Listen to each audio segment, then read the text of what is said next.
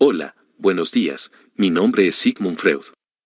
Hoy vamos a leer de la historia de una neurosis infantil. El hombre de los lobos. Antes de iniciar, recordá dejar tu comentario y si quieres algún video nuevo. Bueno, comencemos con 9. Recapitulación y problemas. 9. Recapitulación y problemas. No sé si el precedente informe de un análisis ha conseguido transmitir al lector una imagen nítida de la génesis y el desarrollo de la condición patológica en mi paciente. Más bien temo que no haya sido así. Pero aunque no suelo tomar partido en favor de mi arte expositivo, esta vez querría alegar algunas circunstancias atenuantes. Esto de introducir en la descripción fases tan tempranas y estratos tan profundos de la vida anímica es una tarea nunca acometida con anterioridad, y es mejor resolverla mal que emprender la huida ante ella, lo cual por lo demás no puede menos que conllevar ciertos peligros para el timorato. Es preferible entonces mostrarse osado, no dejarse disuadir por la conciencia de las propias inferioridades. El caso no fue particularmente propicio. Eso mismo que posibilitó el cúmulo de informaciones acerca de la infancia, a saber, el hecho de poder estudiar al niño refractado en el adulto, se obtuvo a expensas de las más enojosas fragmentaciones del análisis y los correspondientes defectos en su exposición.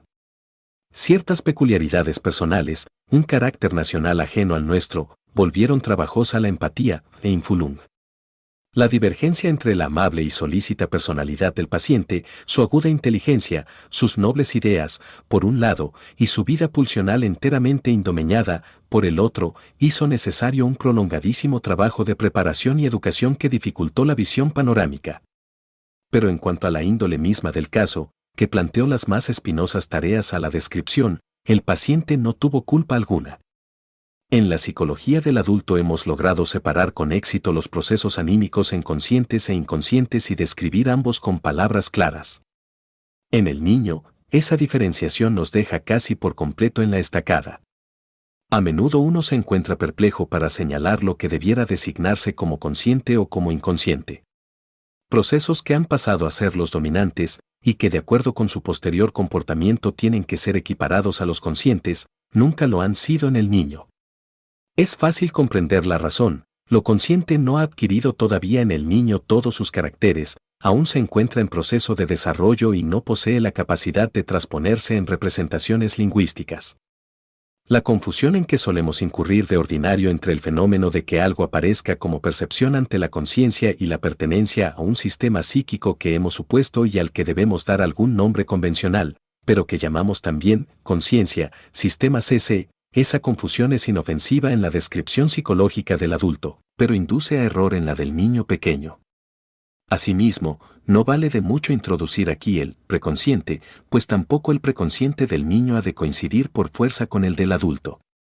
Hay que conformarse, entonces, con haber discernido claramente la oscuridad. Desde luego, un caso como el aquí descrito podría dar ocasión a rever todos los resultados y problemas del psicoanálisis.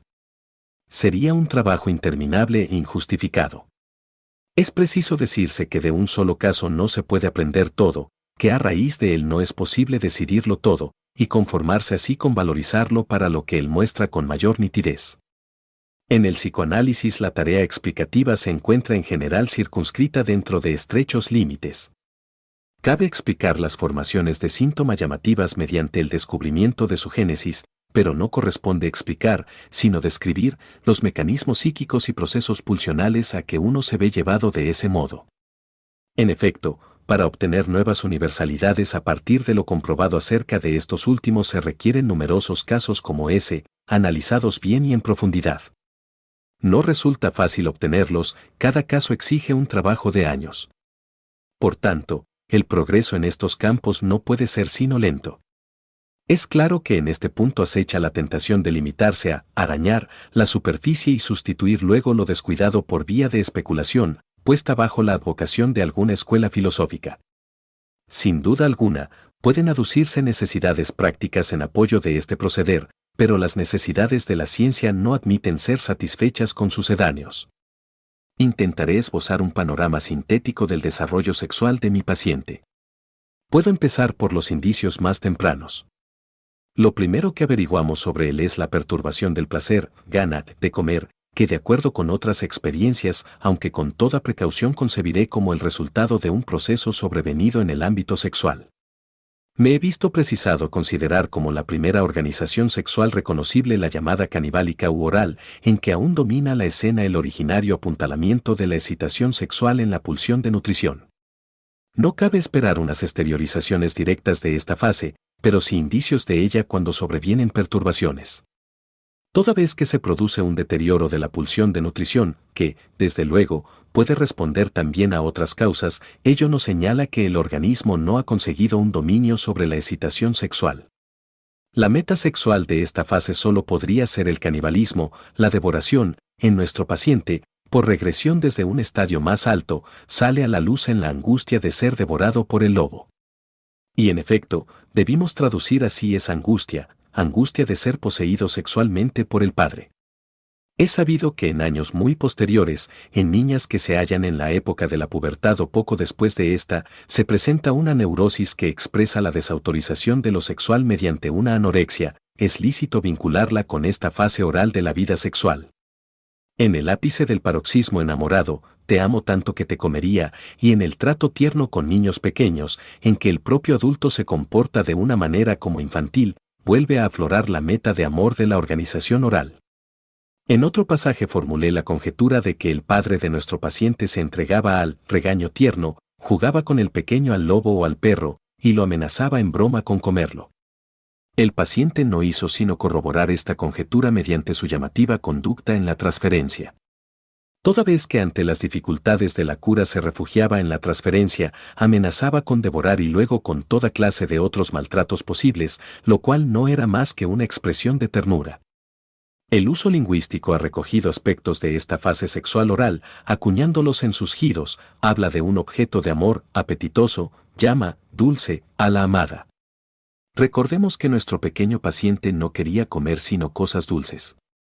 Caramelos, bombones, subrogan regularmente en el sueño a caricias, satisfacciones sexuales.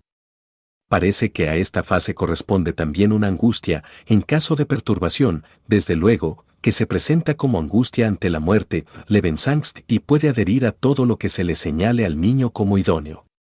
En el caso de nuestro paciente, se la utilizó para encaminarlo a superar su displacer de comer, y aún a sobrecompensarlo. Llegaremos hasta la posible fuente de su perturbación en el comer si recordamos, sobre la base de aquel tan mentado supuesto, que la observación del coito, de la que parten tantos efectos retardados, Nachraglich, ocurrió cuando tenía 1,5 años, ciertamente antes de las dificultades en la alimentación. Quizá tendríamos derecho a suponer que apresuró los procesos de la maduración sexual y de ese modo desplegó también efectos directos, si bien inadvertidos. Sé, desde luego, que es posible explicar de una manera diversa y más sencilla la sintomatología de este periodo, la angustia al lobo, la perturbación en el comer, sin referirla a la sexualidad ni a un estadio pregenital de su organización. Quien se incline a desdeñar los signos de la condición neurótica y la trabazón de los fenómenos preferirá esta otra explicación, y no seré yo quien se lo impida. Resulta difícil averiguar algo concluyente acerca de esos comienzos de la vida sexual si no es por los indicados rodeos.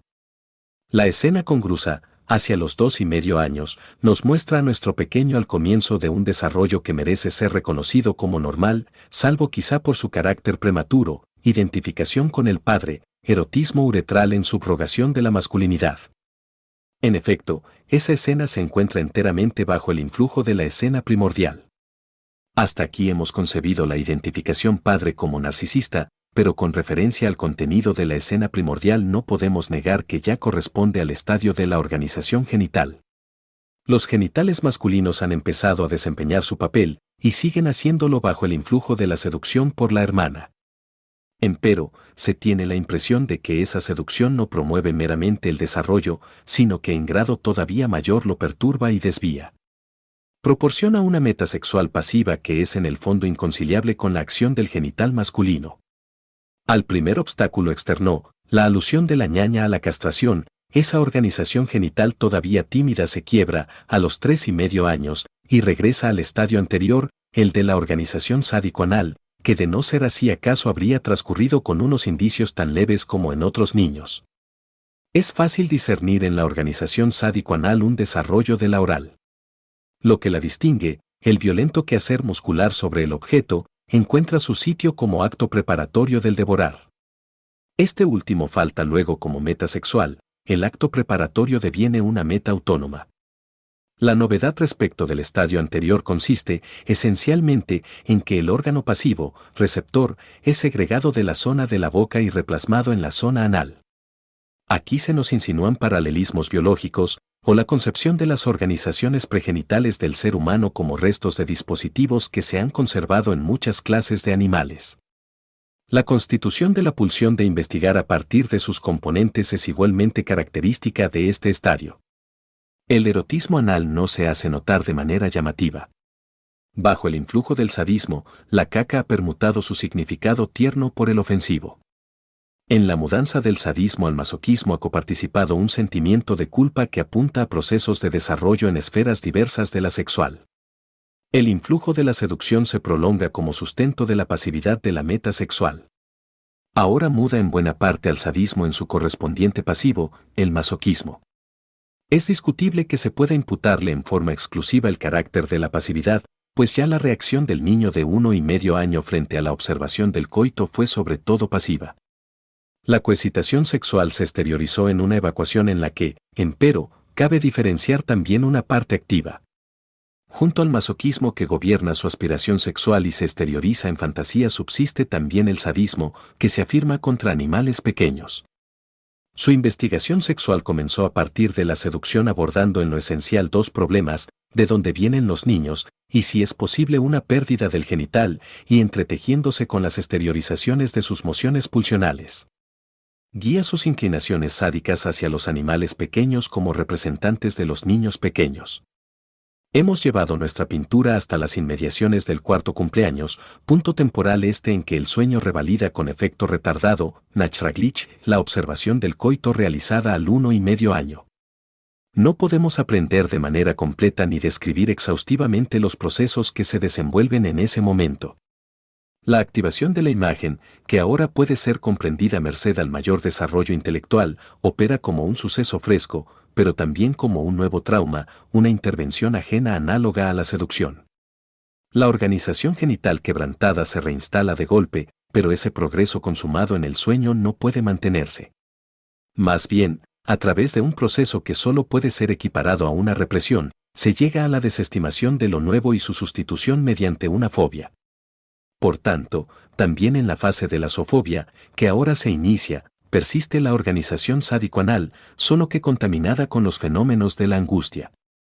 El niño continúa con los quehaceres sádicos y con los masoquistas, pero reacciona con angustia ante una parte de ellos, el trastorno del sadismo hacia su contrario hace probablemente otros progresos. Del análisis del sueño angustioso inferimos que la represión subsiguió al conocimiento de la castración. Lo nuevo es desestimado porque su aceptación costaría el pene.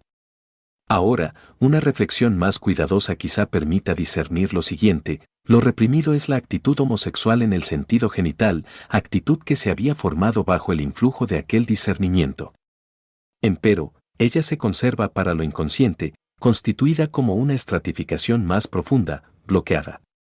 El motor de esta represión parece ser la masculinidad narcisista del genital, que entra en un conflicto, preparado desde mucho antes, con la pasividad de la meta sexual homosexual. La represión es entonces un triunfo de la masculinidad. Se tendría la tentación de modificar, a partir de esto, una pieza de la teoría psicoanalítica. Uno cree ya estar viendo que la represión y la formación de la neurosis surgen del conflicto entre aspiraciones masculinas y femeninas, vale decir, de la bisexualidad. Empero, esa concepción es lagunosa. De las dos mociones sexuales contrapuestas, una es acorde con el yo, en tanto que la otra ultraja al interés narcisista, por eso cae bajo la represión. También en este caso es el yo quien pone en obra la represión en favor de una de esas aspiraciones sexuales. En otros casos no existe tal conflicto entre masculinidad y feminidad, solo hay una aspiración sexual que demanda reconocimiento, pero choca, Verstosen, contra ciertos poderes del yo y por eso mismo es repelida, Verstosen. Es que con mucho mayor frecuencia que conflictos dentro de la sexualidad misma hallamos los otros, que se producen entre la sexualidad y las tendencias morales del yo. En nuestro caso falta un conflicto moral de esa índole. Destacar la bisexualidad como motivo de la represión sería entonces demasiado limitado. En cambio, el conflicto entre el yo y el querer alcanzar sexual, libido, recubre todos los hechos. Cabe objetar a la doctrina de la protesta masculina, tal como Adler, 1910, la ha formulado, que la represión en modo alguno toma siempre el partido de la masculinidad y afecta a la feminidad. En íntegras y muy numerosas clases de casos es la masculinidad la que tiene que sufrir la represión. Por lo demás, una apreciación más justa del proceso represivo en nuestro caso impugnaría a la masculinidad narcisista el valor de motivo único. La actitud homosexual, consumada durante el sueño, es tan intensiva que el yo de nuestro hombrecito falla en dominarla y se defiende de ella mediante el proceso de la represión. Como auxiliar para este propósito es convocada su opuesta, la masculinidad narcisista del genital. Consignemos todavía, aunque solo para evitar malentendidos, que todas las mociones narcisistas actúan desde el yo y permanecen dentro de él, en tanto que las represiones van dirigidas contra investiduras libidinosas de objeto. Dejemos el proceso represivo, que acaso no hemos conseguido dominar por completo, para considerar el estado sobrevenido tras despertar del sueño. Si fuera cierto que la masculinidad triunfó sobre la homosexualidad, feminidad, en el curso del proceso onírico, por fuerza hallaríamos dominante ahora una aspiración sexual activa de carácter masculino bien acusado. Pero no hay nada de ello, lo esencial de la organización sexual no varía, la fase sádico-anal persiste, ha seguido siendo la dominante. El triunfo de la masculinidad solo se muestra en que ahora se reacciona con angustia ante las metas sexuales pasivas de la organización dominante, que son masoquistas, pero no femeninas. No ha existido ninguna moción sexual masculina triunfante, sino solo una moción pasiva y una revuelta contra esta. Imagino las dificultades que depara al lector la tajante separación, inhabitual pero indispensable, de activo masculino y de pasivo femenino, por eso no evitaré repetirme. El estado que sobrevino tras el sueño puede describirse del siguiente modo. Las aspiraciones sexuales han sido fragmentadas, zerspalten, en lo inconsciente se ha alcanzado el estadio de la organización genital y constituido una ornosexualidad muy intensiva, sobrepuesta a ella subsiste, virtualmente en lo consciente, la anterior corriente sexual sádica y predominantemente masoquista, el yo ha modificado toda su posición frente a la sexualidad, se encuentra en estado de desautorización de lo sexual y rechaza con angustia las metas masoquistas dominantes, así como ha reaccionado frente a las metas homosexuales, más profundas, con la formación de una fobia. El resultado del sueño no fue tanto el triunfo de una corriente masculina como la reacción frente a una femenina y a una pasiva. Sería forzar las cosas a atribuir a esta reacción el carácter de la masculinidad. En efecto, el yo no tiene aspiraciones sexuales, sino solo el interés por su autopreservación y la conservación de su narcisismo. Consideremos ahora la fobia. Ha nacido en el nivel de la organización genital y nos presenta el mecanismo relativamente simple de una histeria de angustia. El yo se protege mediante un desarrollo de angustia de aquello que valora como un peligro hiperpotente, la satisfacción homosexual. Empero, el proceso represivo deja tras sí una estela que no puede ocultársenos. El objeto al que se anudó la meta sexual temida tiene que hacerse subrogar por otro ante la conciencia. No deviene consciente la angustia ante el padre, sino la angustia ante el lobo. Por lo demás, el proceso de formación de la fobia no se queda con ese único contenido. Pasado todo un lapso, el lobo se sustituye por los leones. Con las mociones sádicas hacia los animales pequeños compite una fobia a ellos como subrogantes de los competidores, los posibles bebés. Particular interés reviste la génesis de la fobia a la mariposa. Es como una repetición del mecanismo que en el sueño produjo la fobia al lobo. Mediante una incitación casual se activa una antigua vivencia, la escena congrusa, cuya amenaza de castración produce un efecto retardado, Nachtraglitch, aunque en su momento no había causado ninguna impresión. Puede decirse que la angustia que interviene en la formación de estas fobias es angustia ante la castración. Este enunciado en modo alguno contradice la concepción de que la angustia surgió de la represión de una libido homosexual.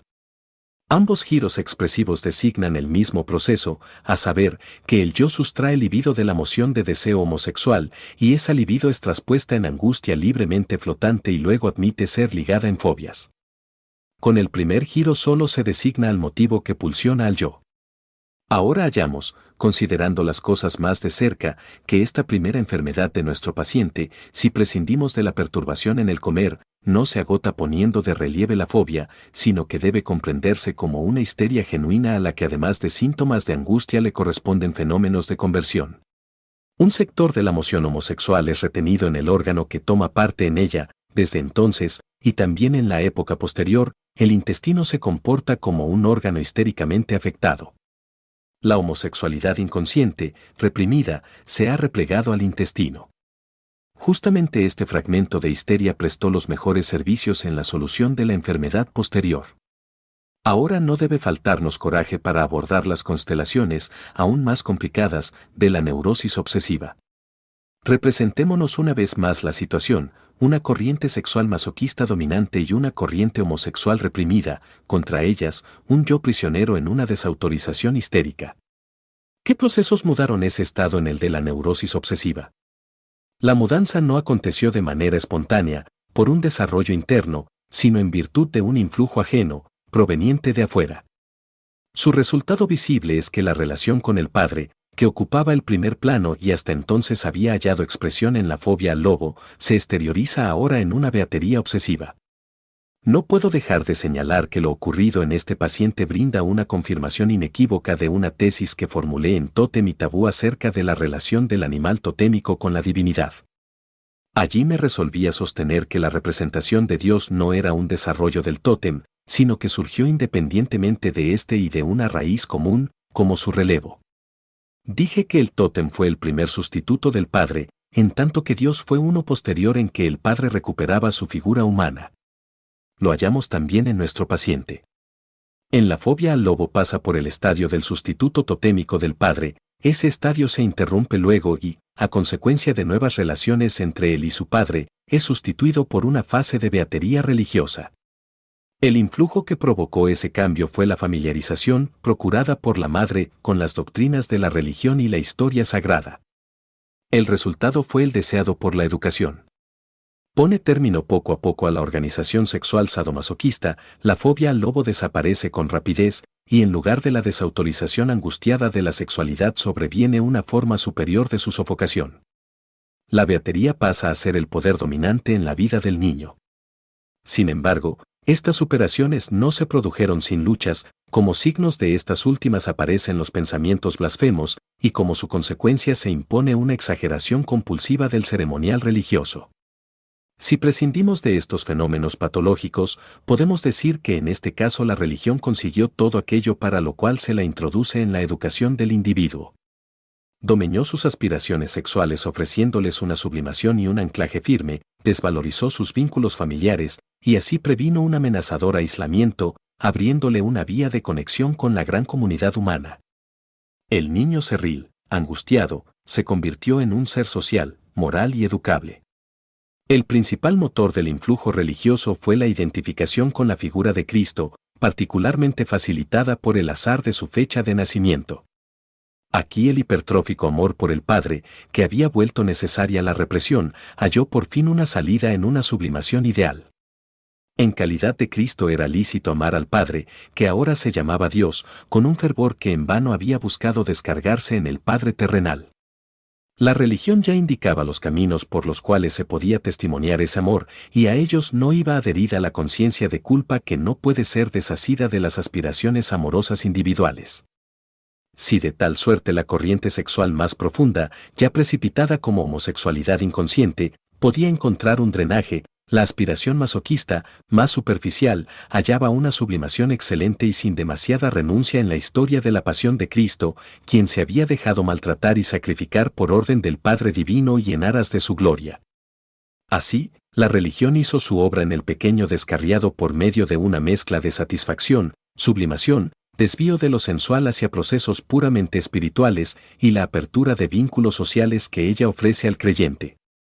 Su inicial revuelta contra la religión tuvo tres diversos puntos de partida. Ante todo estaba su modalidad, de la que ya hemos visto ejemplos, de defenderse de toda novedad.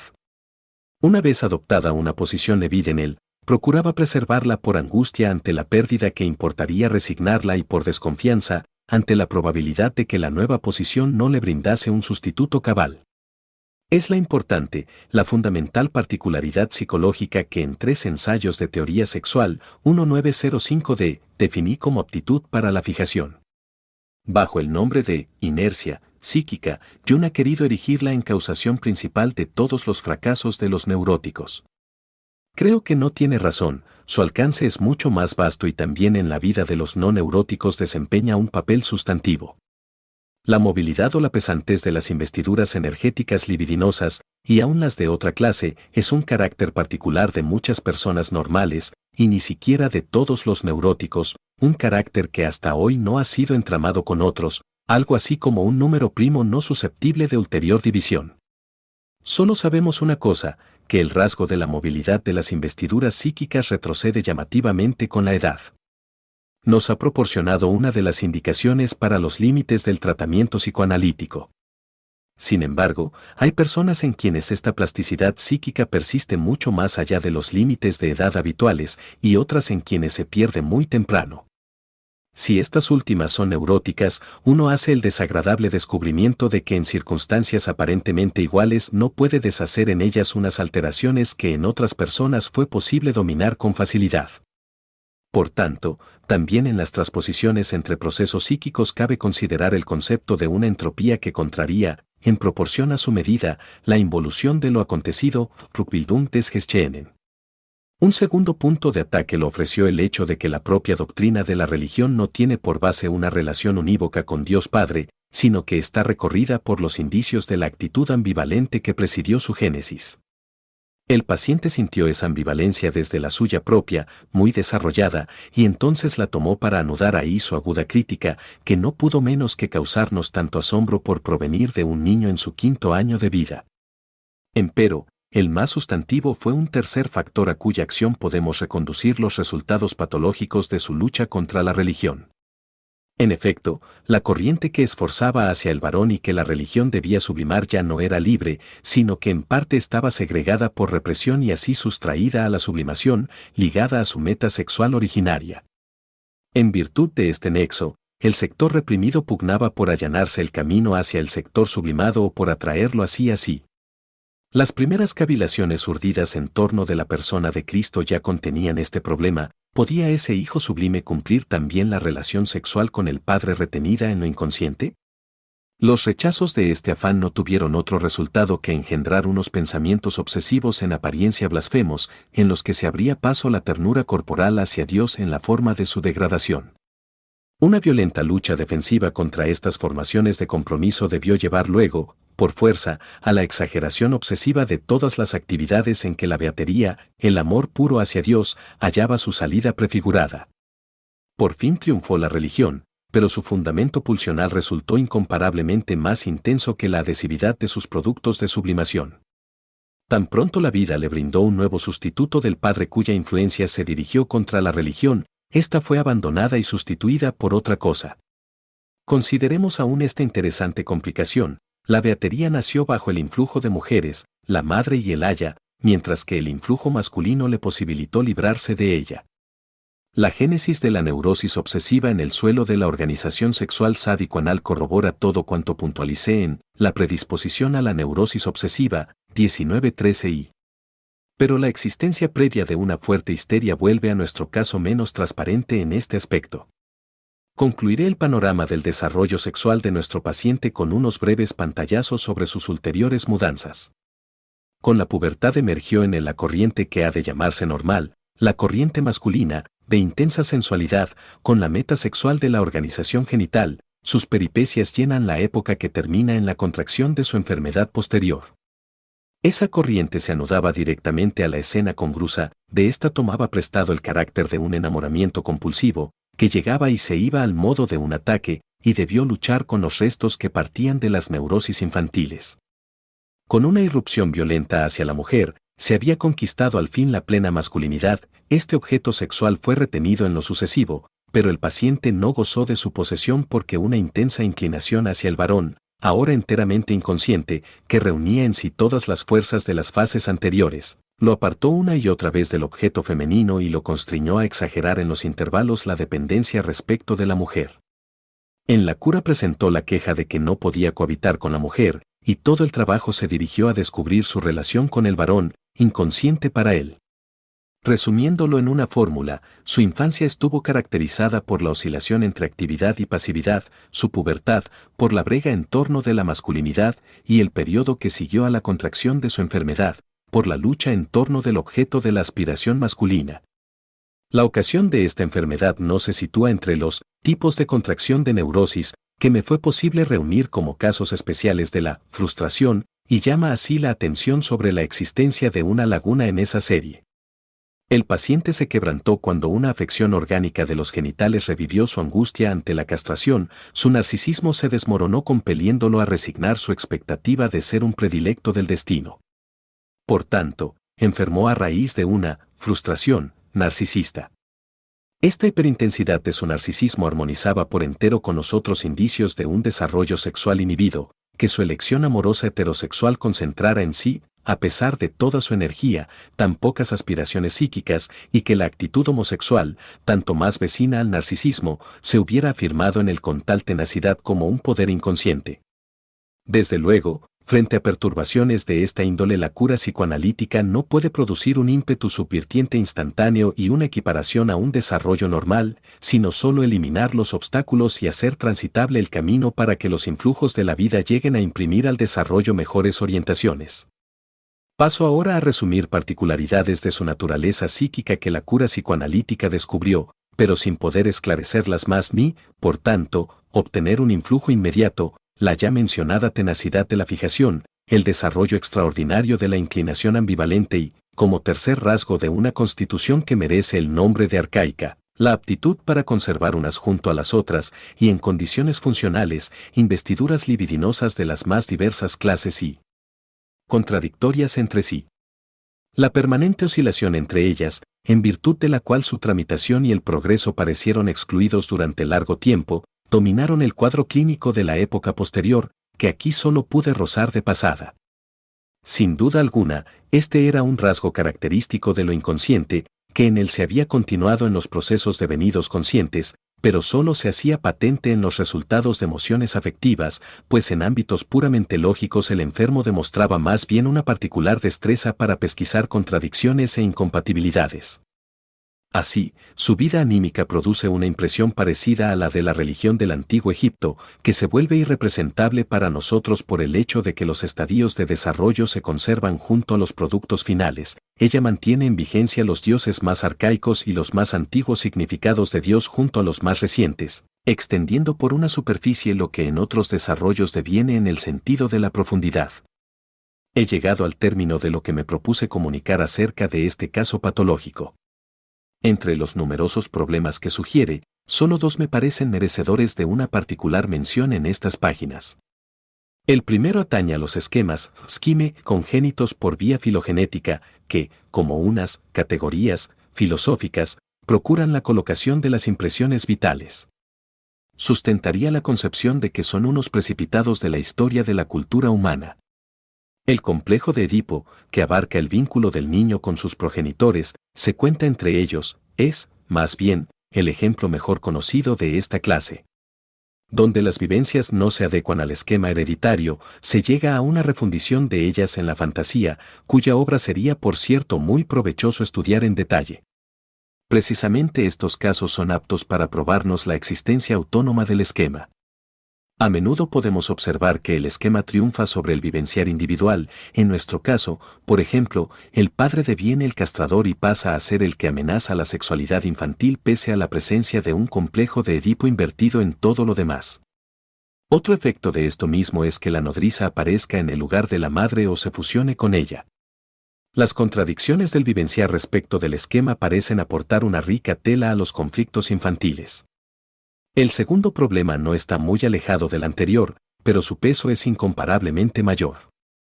Si uno considera la conducta del niño de 4 años frente a la escena primordial reactivada, más aún, si uno piensa en las reacciones mucho más simples del niño de 1,5 años, al vivenciar esta escena, apenas podrá apartar de sí la concepción de que en el niño coopera una suerte de saber difícil de determinar, algo como una preparación para entender.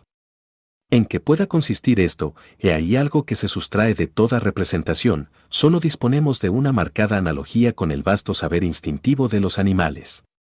Si también en el ser humano existiera un patrimonio instintivo de esa índole, no sería asombroso que recayera muy especialmente sobre los procesos de la vida sexual, si bien no podría estar limitado a ella. Eso instintivo sería el núcleo de lo inconsciente, una actividad mental primitiva que luego la razón de la humanidad, a esta razón es preciso adquirirla, destrona, superponiéndosele, pero que con harta frecuencia, quizás en todas las personas, conserva la fuerza suficiente para atraer hacia sí los procesos anímicos superiores. La represión sería el regreso a ese estadio instintivo, y el ser humano pagaría entonces con su capacidad para la neurosis esa su grande y nueva adquisición, y con la posibilidad de las neurosis atestiguaría la existencia de aquel estadio previo, regido por el instinto. Y así el significado de los traumas de la temprana infancia residiría en aportar a eso inconsciente un material que lo protege de ser consumido por el desarrollo subsiguiente.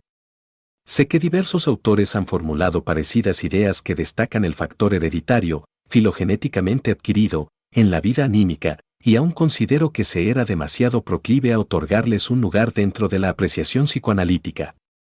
Solo me parecen admisibles cuando el psicoanálisis, obedeciendo al correcto itinerario de instancias, cae sobre la pista de lo heredado tras irrumpir por el estrato de lo adquirido individualmente. Bueno, espero que te haya gustado y espero verte la próxima. Recordá dejar tu comentario y pedir más vídeos. Hasta la próxima.